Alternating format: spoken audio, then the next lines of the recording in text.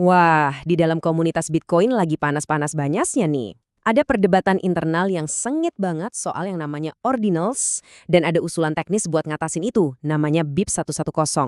Nah, kali ini kita bakal coba bedah argumen dari salah satu pihak dalam konflik ini, murni dari materi sumber yang kami pelajari ya.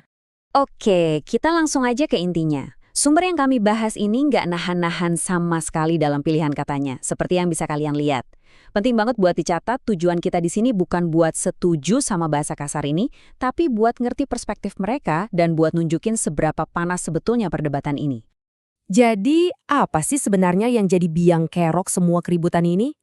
Menurut sumber kami, jawabannya cuma satu kata, spam. Jadi gini, dari sudut pandang ini, ordinals dan inscriptions itu dianggap nggak lebih dari sampah on-chain. Argumennya, aktivitas ini katanya cuma bikin kaya sekelompok orang yang mereka sebut penipu, sementara di sisi lain malah bikin rugi para pemegang Bitcoin jangka panjang. Dan yang paling penting, ini ngasih beban berat buat ribuan relawan di seluruh dunia yang menjalankan node Bitcoin. Oke, sekarang kita masuk ke bagian yang agak teknis. Tapi tenang, ini penting. Namanya set UTXO. Gampangnya, bayangin ini kayak buku kas global yang isinya daftar semua Bitcoin yang sah dan belum terpakai.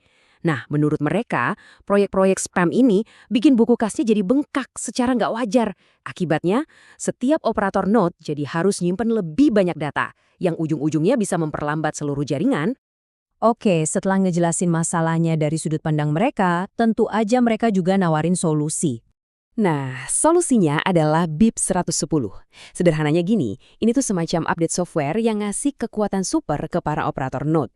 Jadi mereka bisa bareng-bareng nyaring dan nolak transaksi yang dianggap spam, bahkan sebelum transaksi itu sempat masuk ke blockchain. Dan jangan salah, ini bukan cuma wacana loh. Pembicara dalam sumber kami mengklaim kalau udah ada lebih dari 4.000 operator node yang menjalankan software ini. Mereka bahkan punya nama sendiri, Legion. Nah, dengan munculnya Legion ini, garis pertempurannya jadi makin jelas. Yuk, kita lihat gimana sumber ini memetakan siapa lawan siapa dalam perang ini. Jadi, di satu sisi ada The Legion. Katanya sih isinya lebih dari 4.000 operator node, didukung tokoh-tokoh kayak Luke Dasher, dengan misi suci melindungi Bitcoin sebagai uang yang sehat. Nah, di sisi lain, ada yang mereka sebut para spammer dan penipu. Ini katanya termasuk para kolektor ordinals dan pemodal Ventura kayak Dan Held, yang dituduh cuma mau cari untung dengan membanjiri blockchain pakai JPEG. Sebagai bukti kalau ancaman ini nyata, si pembicara nunjukin cuitan dari Ordinals Wallet ini. Di sini, pihak lawan seolah-olah ngaku kalau BIP 110 ini beneran jalan, ya udah, aktivitas mereka bisa berhenti total. Pilihannya cuma dua, fork alias bikin Bitcoin versi baru, atau ya siap-siap aja ditendang keluar dari jaringan utama. Tentu aja, perlawanan langsung datang dari nama-nama besar di industri kripto. Contohnya Dan Held, seorang pemodal Ventura yang cukup dikenal, dia secara terbuka bilang menentang BIP 11.0. Tapi, kubu pro-BIP 110 ini nggak tinggal diam. Mereka langsung nyerang balik dengan tuduhan konflik kepentingan. Mereka nunjukin kalau Dan Held itu ternyata investor di Taproot Wizards, salah satu proyek ordinals terbesar. Bahkan nih, mereka mengklaim kalau setelah disentil soal ini, Dan Held sampai menghapus keterangan itu dari bio Twitternya. Makin seru ya? Jadi, jangan bayangin ini bakal selesai dengan satu solusi aja.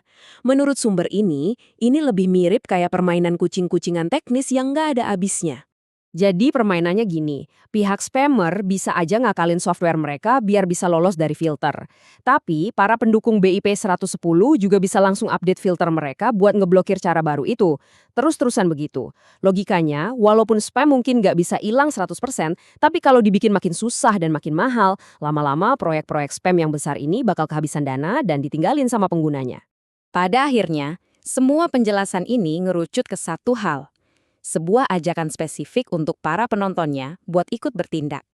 Buat mereka yang mau gabung dengan gerakan Legion ini, langkah-langkahnya cukup jelas. Pertama, siapin perangkatnya, bisa komputer biasa aja atau yang lebih khusus. Kedua, install software yang namanya Bitcoin Knots plus BIP 110. Terakhir, tinggal jalankan node-nya. Dengan begitu, kamu udah secara aktif ikut bantu nyaring jaringan dan ngasih sinyal dukungan. Pesan utamanya sebenarnya cukup filosofis. Menurut sudut pandang ini, satu-satunya cara buat jadi Bitcoiner yang berdaulat, yang beneran punya suara buat nentuin masa depan Bitcoin, adalah dengan menjalankan node kamu sendiri, bukan cuma sekedar punya koinnya. Nah, semua ini akhirnya membawa kita ke satu pertanyaan besar yang masih menggantung. Apakah BIP 110 ini beneran sebuah pertahanan penting untuk masa depan Bitcoin seperti yang dipercaya pendukungnya? Ataukah ini justru sebuah langkah kontroversial yang malah berisiko memecah belah komunitas untuk selamanya? Jawabannya, ya, masih jadi perdebatan.